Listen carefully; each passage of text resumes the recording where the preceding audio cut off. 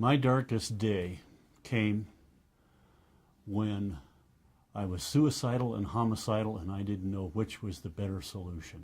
I was sitting in the lobby of a restaurant here in Denver, Colorado, and things just went black around me.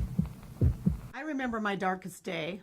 I was taking 3 different prescription drugs. I was literally zoned out 24/7, one for depression, one for anxiety, and one for sleep.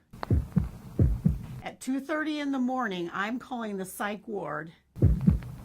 Way off in the distance, I see this light, and it's moving toward me and getting progressively brighter. And I had the impression of a voice, call it what you will, and it said, "Will you come to me?"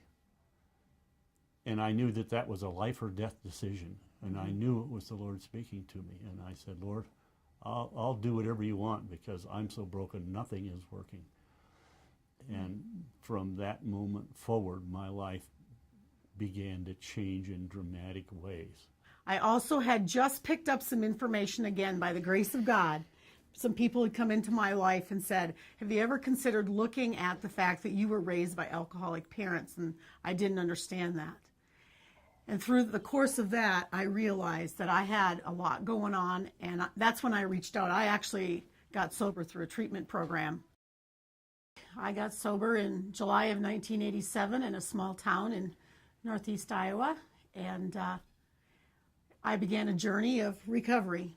I began to see that alcohol and prescription drugs were not working for me, and the things I loved most in my life were my children, and I wasn't treating them very well. Recovery saved my life. I met Greg in fall of '88, and we had a lot in common. We were both single parents raising children.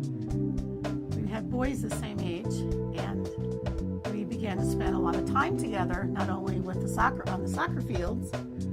So I ended up becoming coach. I knew nothing about soccer, but I figured I could learn. I knew months before he did. That's true. Oh, the first kiss. With the kiss in the front seat, and man, she bolted. I said, "What'd you do that What'd for?" you do that for? And boom, man, you were out of there. Yeah. Well, it was in the parking lot of my apartment, in the middle of the day. I mean, there's no romance.